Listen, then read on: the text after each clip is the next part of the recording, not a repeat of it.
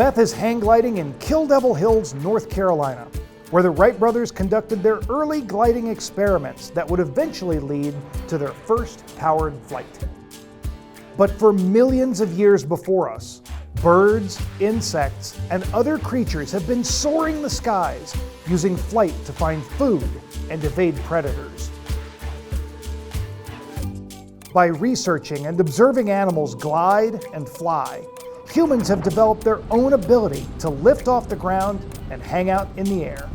We're going to explore the origins of human flight and how it evolved from science and designs inspired by nature. This is STEM in 30.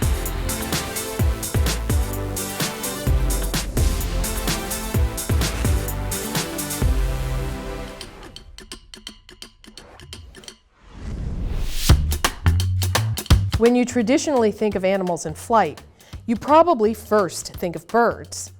They are found all over the world and feature a variety of colors, sounds, shapes, and sizes. Humans have domesticated them for food, for their flight, and for their homing capabilities. We even use them as mascots and symbols for states, countries, and holidays.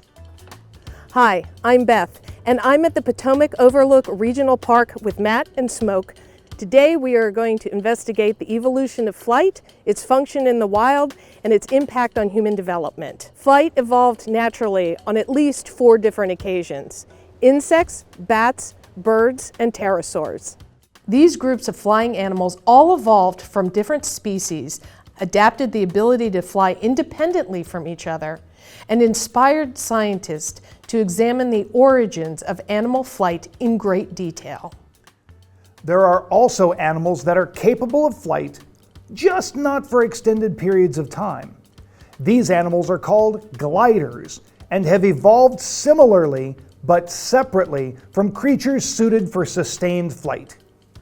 Which means they might look a little different from the usual winged animal. Let's head over to animal expert Chris Kratt to learn more about this flying lizard. The Draco volan takes to the skies to evade predators and feast upon flying insects. A Draco lizard is this really cool lizard found in Southeast Asia, which is able to use flight, more technically gliding, in order to get around the rainforest there. Now, the rainforests feature very tall trees, and there's often a decent distance between some of the trees there. So Dracos have developed the ability to glide in order to get from tree to tree without having to go all the way down the tree and get back up. So in order to cover those big distances between the trees, and often to do it quickly if they're escaping a predator, they've developed the ability to glide huge distances. So what exactly gives the Draco its ability to glide? A little something called patagium. On either side of the lizard's body, between their ribs, are folds of skin. This allows the Draco to catch the wind and glide to its destination. When they jump off from a tree limb, they extend this fan-like skin. It's able to increase its surface area and increase the air resistance, so they're able to cover greater distances in the time it takes to fall a certain amount. The patagium acts as a natural parachute, which allows the Draco to conserve its energy while falling. Once the lizard jumps, it's smooth sailing from there. Animals usually evolve by developing different features until they become different species. This is called divergent evolution. But sometimes we see similar features, or what's called analogous structures, in other animals, like the flying fish or flying squirrel. These creatures all have body parts to help them glide, even though they did not evolve from the same species. This is known as convergent evolution, and happens in response to sharing a similar environmental challenge, like escaping snakes who like to hang out in trees and are always hungry for a snack. Gliders are also a form of aircraft with no engine. But without an engine to propel it forward, the glider slows down as it glides, returning to the ground, trading altitude for velocity. The starting position of any glider is an example of potential energy. Potential energy is stored energy that is created by its position relative to the ground. Hang gliders turn potential energy into kinetic energy through gliding. Gliders are sometimes towed aloft to their starting point by a motorized vehicle, like the tow plane that pulled me. This supplies the glider with potential energy. Once the glider reaches its highest altitude, the line is disconnected and the hang glider begins its descent. Their glide time, or the time that they are in the air, is dependent on their design. So that's how animals and humans glide.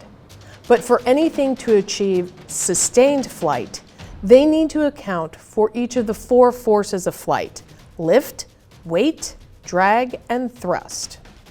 Different animals have independently achieved this on 4 different occasions throughout Earth's history. The first being insects, then pterosaurs, birds, and finally, bats. Let's take a closer look at how and why each of these animals fly and the forces at play when they do. The first of the 4 forces of flight is lift. Lift is the force that acts as a right angle to the direction of motion through air. This force is created by differences in the air. All air is made up of molecules which have mass and are affected by gravity. These forces cause air to have and change pressure. When an object is in between an area of higher and lower pressure, the higher air pressure exerts a greater force than the lower air pressure, causing the object to move away from the higher pressure and towards the lower pressure. For airplanes, this is what makes them go up. The air under the wings is more compressed, slower moving, and higher pressure, while the air going over the wing is moving faster, is less compressed, and has lower pressure. This causes the airplane to achieve lift. Well, animal wings have analogous structures, which means they all use their wings for the same purpose. They achieve lift in different ways. Flight among insects varies dramatically, from the clumsy to the aerobatic. And unlike most other animals, some insects, like flies, can even hover. Insects do not fly from muscles attached directly to the wings. Instead, muscles changing the thorax cause the wings to flap. Bees' wings may look similar to birds or bats, but the mechanics of flight are very different. Bees actually have really interesting flight mechanisms. Most people, when they think about flight, they think of a very direct kind of flight where there's a muscle that pulls on the wings to make them be able to flap their wings. In insects, there's only 2 orders that really do that, and they're very primitive. One of them is dragonflies and one of them is mayflies. However, most other insects actually have something that's called indirect flight. And what this actually means is that they conserve energy by being able to use other muscles inside their body, and they actually flex parts of their bodies. So the way this works is they have their thorax, and they have their wings, and their wings are attached to the outsides of their bodies. But inside of them, they have different sets of muscles. They have some that run from top to bottom and some that run parallel through there. And what they do is they press their body this way or this way to move those muscles. And by doing that, that actually allows them to get both the lifting motion, but also to be able to angle their wings at different angles to get different types of speeds, or if they need to change their movement very quickly. It also allows them to create a general pattern that creates a vortex underneath the wings that lifts them up as they fly. Bees specifically belong to the order Hymenoptera, and Hymenoptera is one of the 4th largest orders of insects that we have in the world, which is really kind of fascinating. And specifically, Hymenoptera are known for having these membranous wings. That's actually what their name means, is to have these membranous wings. It's kind of like, you think of like cellophane or like glass, it's kind of this crinkly, almost translucent property to it. And the interesting thing is, for something that seems so incredibly delicate, it is structurally very strong. When you think about the fact that many insects, particularly bees, can fly thousands of miles over the course of days to avoid predators, to get through tough spots, and yet it all just looks like very fine glass that they're going on. We know that bees have been a part of human civilization for a long time, and that we've been using a lot of the different products that they have going back into Egypt, into early Greek civilizations. And one of the things that we know is that it's not just the honey that people were going after them for, even though honey is a wonderful source and it's a food and it's a sweetener, but they were also using things like beeswax because it's a really pliable kind of material. And they were also using things like royal jelly, which is something that the bees feed to their queen queen. They also have a bunch of other resources that we can use from them. We kind of domesticated them, so we made them so that they're easy for us to manage and take care of. The second force is weight, or gravity's pull on an object. Earth's own mass exerts a force on everything else with mass, and this is called gravity. This is always a downward force pulling everything towards the center of the Earth. Just like the Earth pulls me and you, it also pulls air since it has mass, satellites, and even the moon. This is why when I jump off this box, I don't go floating into the sky. This is the same reason why this force is needed when flying. Without gravity to pull us down, we'd never be able to control how high we fly. On Earth, we measure this force through weight. There are some animals that weighed so much that we are still trying to figure out how or if they managed to fly. Thoughts of prehistoric animals might evoke an image of them Roar, the mighty T-Rex! and other animals from the Mesozoic era. Dinosaurs are a vast group of species that encompass everything from Triceratops to the birds that we saw at the Potomac Overlook Regional Park. And while they're often incorrectly lumped in with dinosaurs, flying pterosaurs like pterodactyl and pteranodon were not dinosaurs. Because of this, modern bird descendants of dinosaurs had to develop flight separately since they are not direct descendants of pterosaurs. Just because pterosaurs went extinct millions of years ago doesn't mean they weren't important. Pterosaurs included some of the largest flying animals of all time, like the Quetzalcoatlus.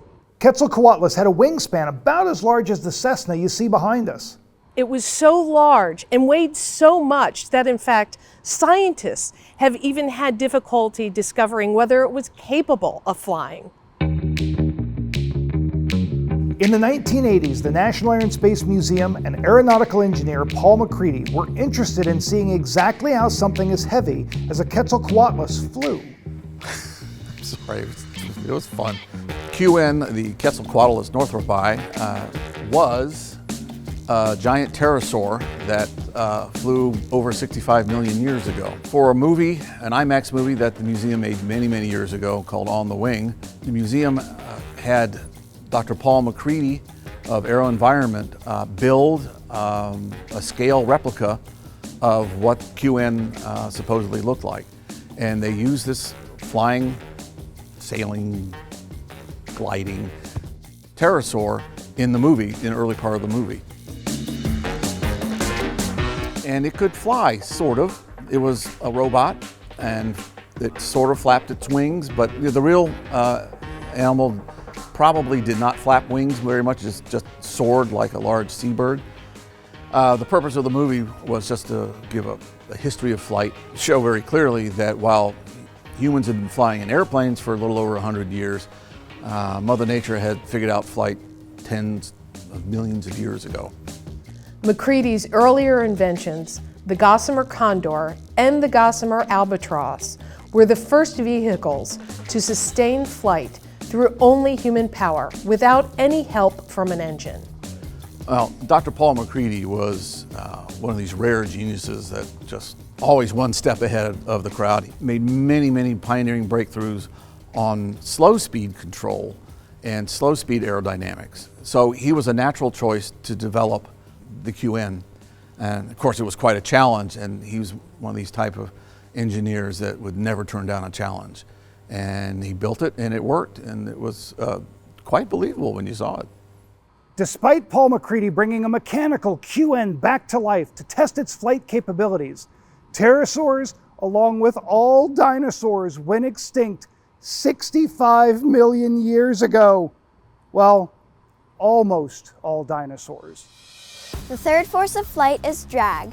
Since air is made of molecules, it also creates friction called air resistance. Just like when you put your hand out the window of the car and feel the air pushing against your hand. That's how parachutes slow a skydiver, a car, or even a plane. There's air resistance from the surface area of the chute.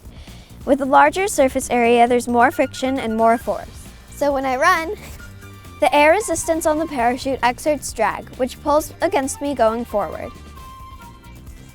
While some level of drag always exists in Earth's atmosphere, flying animals like birds have evolved to reduce friction and drag as much as possible.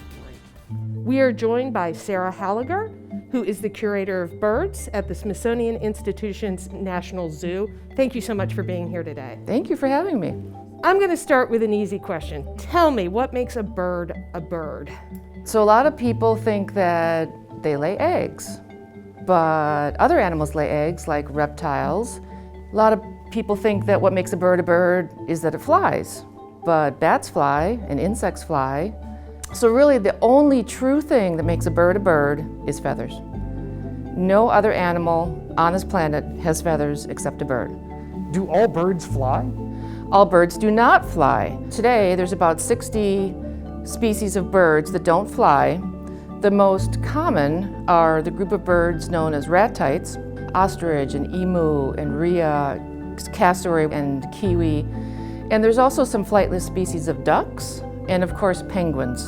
And there's a very famous extinct bird, which many people know, which is the dodo bird. Tell us about these feathers. I have two kinds of feathers. The one on the left is from an ostrich. Obviously ostrich are big, they don't fly, but they also have these feathers which are loosely woven. Even if an ostrich could fly, which it can't, there is no way this ostrich is getting off the ground with these willowy feathers. It's just completely impossible. Versus these feathers, which are from one of the largest flying birds in the world called the cory bustard. This is a large bird native to Africa. If I go like this, I can see your hair moving. It's like a fan. It's going down. So this is a flight feather from a cory bustard, and this is also considered a flight feather. This is a primary feather. This is a secondary feather. They both have these stiff veins running through the middle, and these are the feathers mainly that get the bird off the ground. So a cory bustard, which can weigh in about 40 pounds, is about the weight limit for a bird to fly. There's a lot of feathers on a bird's body. There's primaries and secondaries and tertiaries and coverts and all sorts of specialized feathers, but the ones that are related to flight are these two and the tail feather. How do the tail feathers help a bird fly? So where the primary and secondary feathers help a bird get off the ground, the tail feather acts like a rudder, basically, very much like a plane, where it's got the tail on the end that sticks up, and the tail on a plane kind of helps move the plane back and forth. So on a bird, it does exactly the same thing. So right now, this looks silky smooth, but you can pull these feathers apart.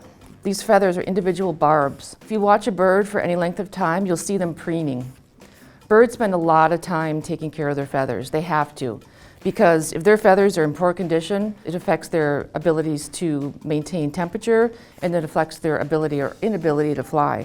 So you see a lot of birds, they call like zipping the feathers. They're pulling these barbs together to zip them up and make them tight so that they can be in shape for when they need to take to the air. Right now, my job is a little bit of everything because we're opening a new birdhouse. And we're telling the story of North American birds and the conservation challenges and successes that we're having in this country. There are easy things people can do to save birds. Roaming cats kill over 2 billion birds in the US alone. Make your windows bird friendly. Again, another 1 million+ birds hit windows, many of which occur at home. We're also messaging the fact that since the early 70s, there's been a net decline of 3 billion birds just in North America alone, from issues like cats, window collisions, habitat loss, climate change. How are birds related to dinosaurs? They are dinosaurs. We hear this comment a lot when people come and look at our cassowaries. These are large ground-dwelling birds, flightless birds from Australia. And when people look at these birds, they're big, their bodies are black, and they've got crazy blue heads, and they got these casques on top, and they got scales on their legs, and they look at these cassowaries and they say that's a dinosaur. Birds are living dinosaurs. They're descended from theropods, which is basically two-legged dinosaurs. And the most familiar theropod was the T-Rex. So as birds evolved over the past 65 million years, they evolved into the bird orders that we see today, but they're all living dinosaurs. This is Smoke. He is an eastern screech owl, a gray morph to be exact, and that's how he gets his name, Smoke. Gray morph, like the deciduous habitat that we have here in Arlington. While juvenile owls definitely make a very loud, cringy screech sound, the adult song of the eastern screech owl is actually very soft and soothing, and sounds like a ghost horse. And I'll embarrass myself by doing this for you real quick. It sounds like this. Woo! Woo! I can't think of a better comparison other than ghost horse. That's what it sounds like to me. So even though they're called screech owls, they really don't screech very much. So we have 4 birds here at Potomac Overlook Regional Park. We have Smoke, the eastern screech owl. We have Squeakers, the red-shouldered hawk, Twiggy, the barred owl, and Tiger, the great horned owl.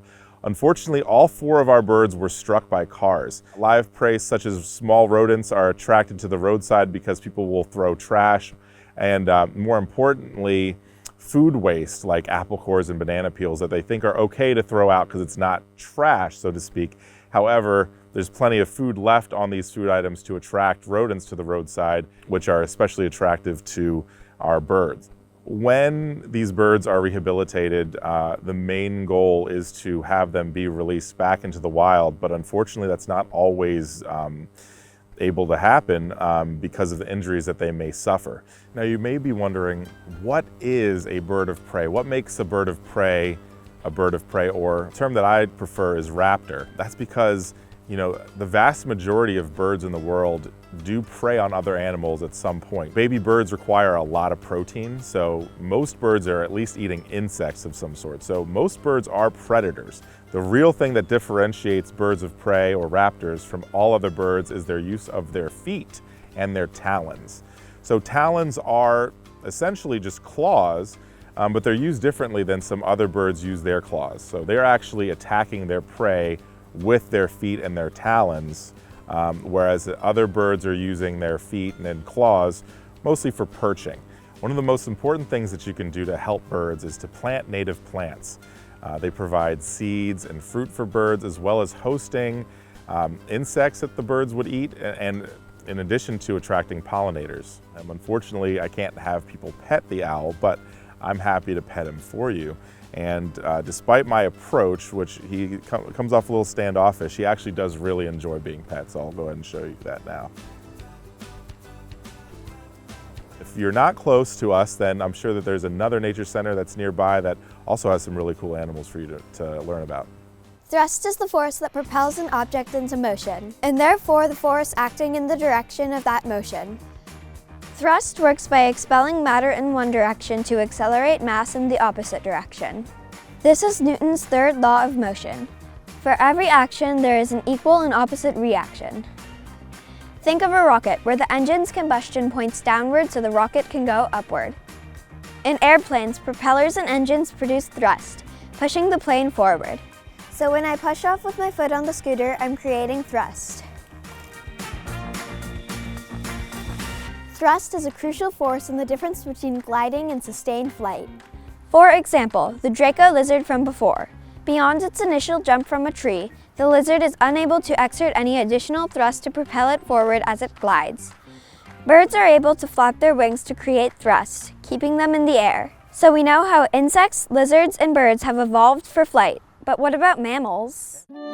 Bats are the only mammal capable of sustained flight due to their unique wing anatomy.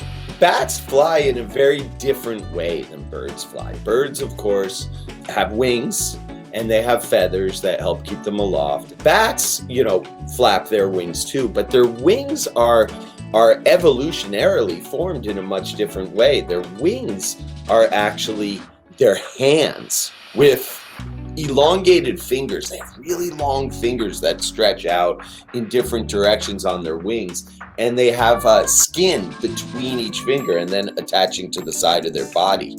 So basically you can think of their hands as their wings.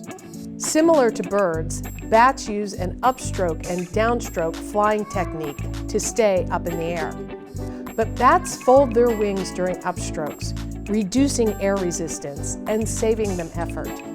During downstrokes, they thrust their wide wings downward, lifting them higher into the air. Flight and wings are key to a bat's survival. Their wings, of course, help them get around and locomote. Every animal needs some way to get around and move around in their environment. But also, it's a great way to catch their preferred food, which is often flying insects. And that's a good thing for humans too. Bats eat bugs, helping farmers reduce pesticide use on crops and keeping the mosquito population under control. Their flight capabilities allow them to pollinate plants and disperse seeds, just like some insects and birds. Humans' evolution of flight looked very different from our animal friends, but in many ways, it was inspired by them. One of humans' first forays into the sky were kites, invented thousands of years ago in Asia. The English word kite even comes from the word for screeching owl, because of the way it appears in the sky. Nearly 4 centuries before the first airplane, Leonardo da Vinci compiled his Codex of bird flight to further understand what was needed in human mechanical flight from observing birds. You can also see similarities between a bat's wing and Leonardo da Vinci's flying machine. When testing their first hot air balloon, the Montgolfier brothers even used birds, a duck and a rooster, along with a sheep to stand in for a human, to test the effects of higher altitudes on living creatures. It's a bit ironic that the first animals put aloft by humans were birds. I wonder if anybody tweeted about it. Otto Lilienthal, a German engineer known as the Flying Man, designed an aircraft now known as a hang glider through the influence of birds.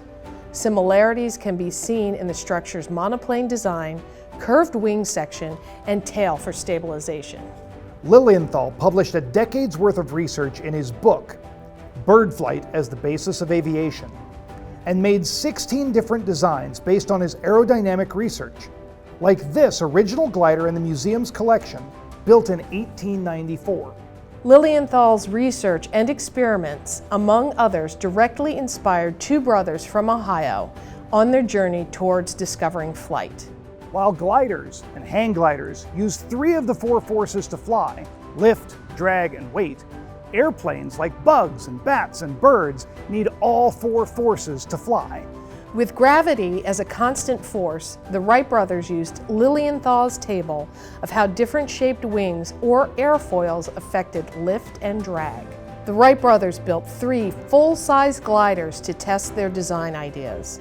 They tested these gliders at the shifting sand dunes of Kill Devil Hills, where Beth learned how to hang glide. After some setbacks, which led to conducting their own lift and drag research in a wind tunnel, the Wright brothers created their own airfoil design. During flight, when birds are not flapping their wings, you could compare them to airplanes. Their wings are shaped like an airfoil. This shape creates lower air pressure on the top of the wing and higher pressure under the wing, pushing them up, just like how lift works on an airplane wing. Before figuring out the last force, however, the Wright brothers had to figure out another important component of flight: control. While animals are able to control their flight using the muscles in their wings, thoraxes, and tails, the Wright brothers created a system of wires and pulleys to warp the wings of their plane to change direction.